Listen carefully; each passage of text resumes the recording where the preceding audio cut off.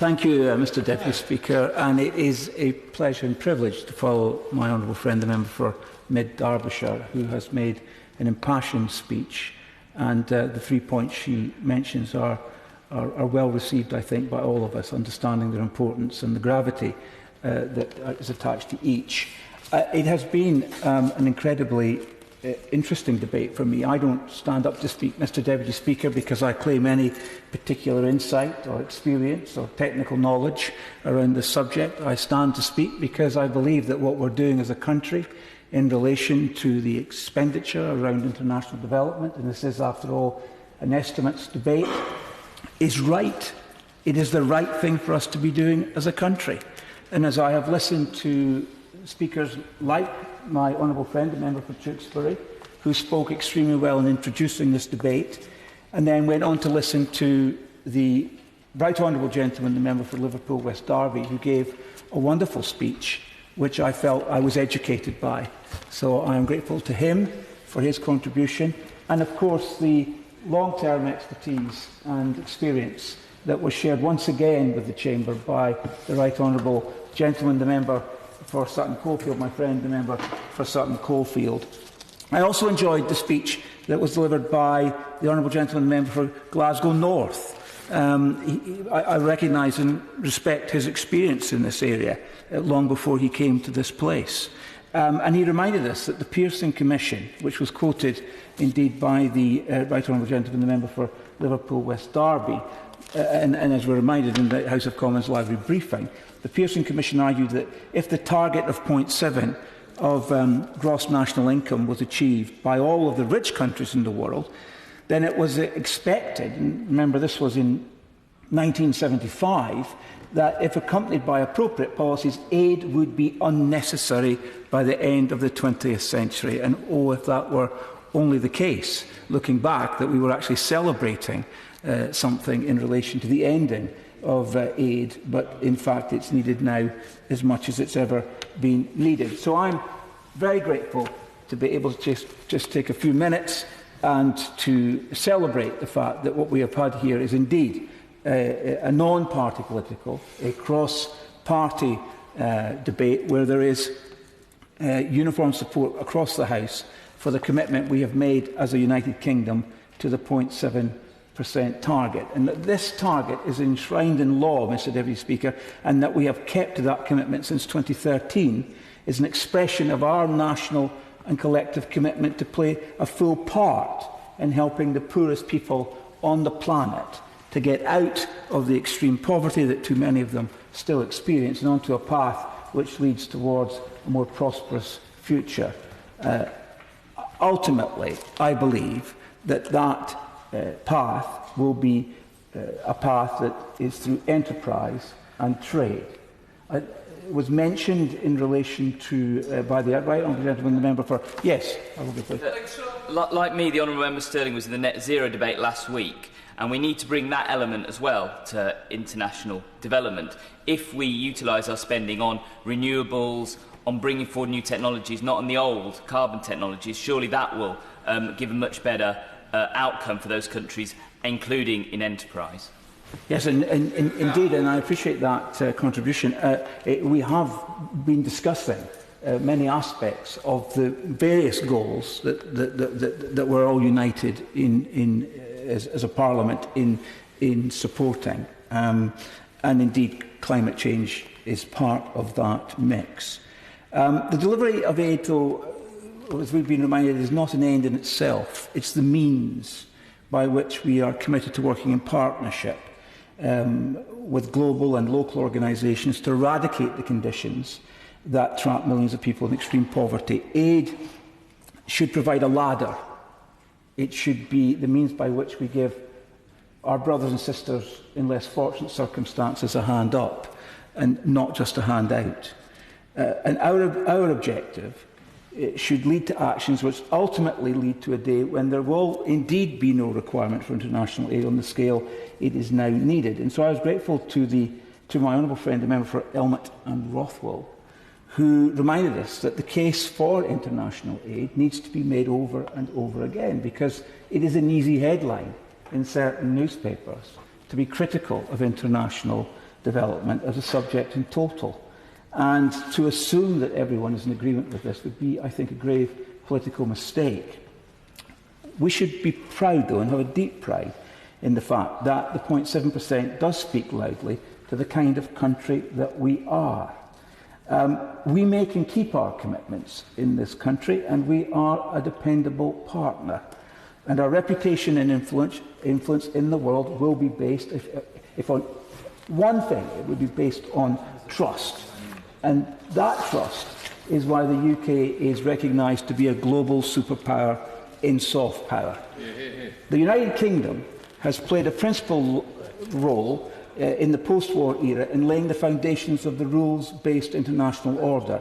So whatever the disparity there may be between the words and the actions of other nations, we in the United Kingdom must be true to our word and stand by the poorest people on the planet. And so I am keen, without the expertise and experience that others who have spoken in this debate, but I am keen to add my voice, and I think the vast majority of my constituents in Stirling, to those in this place who are advocating positively for our international aid budget. It is right that the United Kingdom takes deep pride in its contributions in these areas. UK aid has a momentous global impact, but it's also right that we continue to apply all the necessary scrutiny of how our aid budget is spent and what it is being spent on, because it should be evaluated in the context of the essential work it is charged to deliver. And we must measure the aid budget in terms of value for money in reaching its strategic objectives.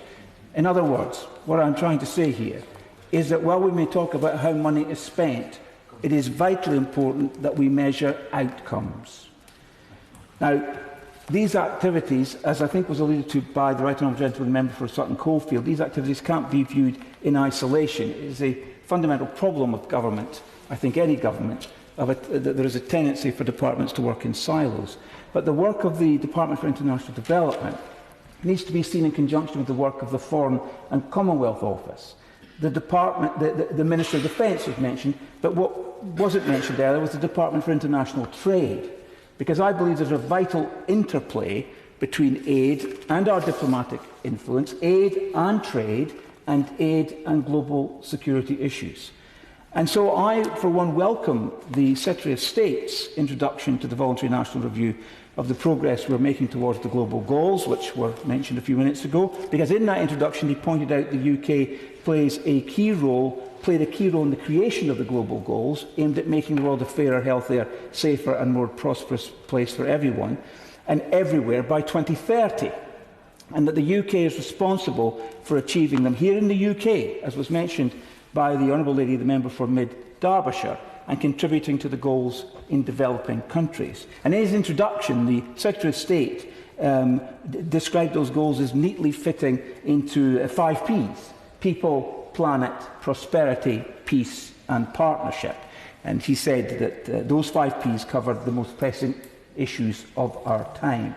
Now, I was privileged, Mr Deputy Speaker, to see some of the impact of the work that is being done as a result of the money that is devoted to international development by this House during a trip last summer with Malaria No More to Kenya. The Honourable Members for Hornsey and Wood Green, Morley and Outwood, Eastbourne and I stood on the front line in the global fight against malaria. We visited outlying hospitals which lacked even what we might consider the most basic essentials. But what they did not lack was love and compassion. We saw mothers nursing their very poorly small children, including babies. It was a moving scene, Mr Deputy Speaker, one which will stay with me for the rest of my life. And I'll tell you what, it doesn't half give you a real-world perspective to the challenges that we face and that we obsess about in this place. It wasn't possible to experience what we did in Kenya in this one trip without leaving with 2 overwhelming resolves. One, to never lose sight of the need that we have to always count our blessings. And second, strongly linked to that, a firm determination to do everything in our power to make sure that this fight against malaria and AIDS and TB is consistently brought back to the forefront of our collective consciousness whenever and however that is possible. Mr. Deputy Speaker, a child dies every 2 minutes from malaria. And the global fight against malaria is stalled. And that was part of the case for the 6th replenishment of the Global Fund in the fight against AIDS, TB and malaria. And that case for investment has never been more compelling. And so it was with no small sense of emotion that I heard the government's announcement at the weekend that we have committed £1.4 billion to the Global Fund over the next 3 years to provide life-saving therapies and treatments to more than 3.3 million people with HIV, to provide TB treatment and care for 2.3 million people, providing 120,000 people with treatment for multi-drug-resistant TB, to distribute 92 million mosquito nets to protect children and families from malaria, and to strengthen health systems and promote global health security. The UK, I feel grateful and proud to say, has answered the call to action to uplift our commitment to the Global Fund by the asked for 15%. The richest nations on the earth should make the same commitment, and they should keep that commitment. 2 million lives will be saved because of the UK government's announcement at the weekend. Behind these statements and commitments, I can still clearly see the dedicated community health volunteers, the doctors and the nurses and the families that we met in Kenya. Real people that we need to help. And seeing the impact that the UK has made on this challenge gives me a sense of pride. Not only are the teams of specialists, medics, logistics, geographers, academics, and many more mostly comprised of British subjects, but the money that is committed by the UK is a major contribution to the accomplishment of this work. It is also a field where innovation is happening because of the work of UK aid and its partners. Now, since 2002, the Global Fund has helped save more than 27 million lives and reduced deaths from the killer infectious diseases of AIDS to TB and malaria by more than a third in the countries which it invests in. Now, Mr. Deputy Speaker, we must not be in any doubt about what other countries are doing in regard to international development. May I mention specifically China, which has its Belt and Road Initiative, the BRI. And this is much more than just about building roads. It's about building all kinds of infrastructure around the world. And China's doing this to gain essential access and influence in some of those countries that most need help. The Chinese model for international aid, the BRI, uses Chinese labour and Chinese finance for these projects. Many of them are done on the basis of commercial or sub-commercial loans. UK aid works alongside local communities to develop aid projects and pursues proper development.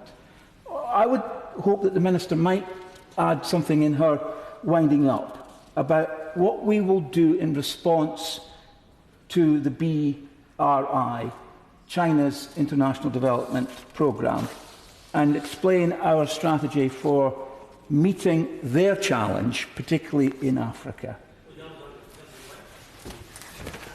Jim Shannon. The gentleman's concerns about China's reasons for doing so.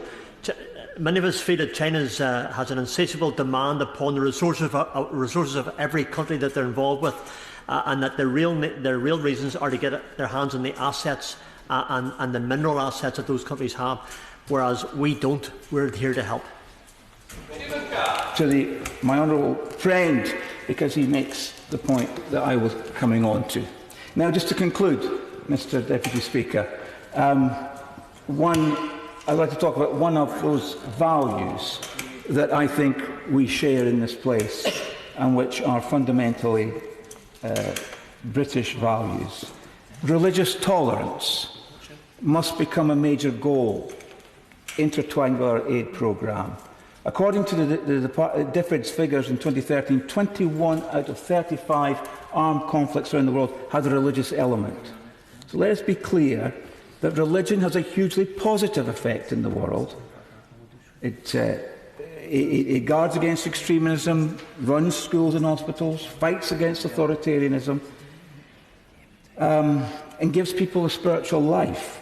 But when faith becomes a tool for division and sectarianism, it becomes a destructive force. And like any other form of division, such as nationalism, racism or tribalism, it is simply an expression of human bigotry which lays blame for our problems in the hands of those who are different from ourselves.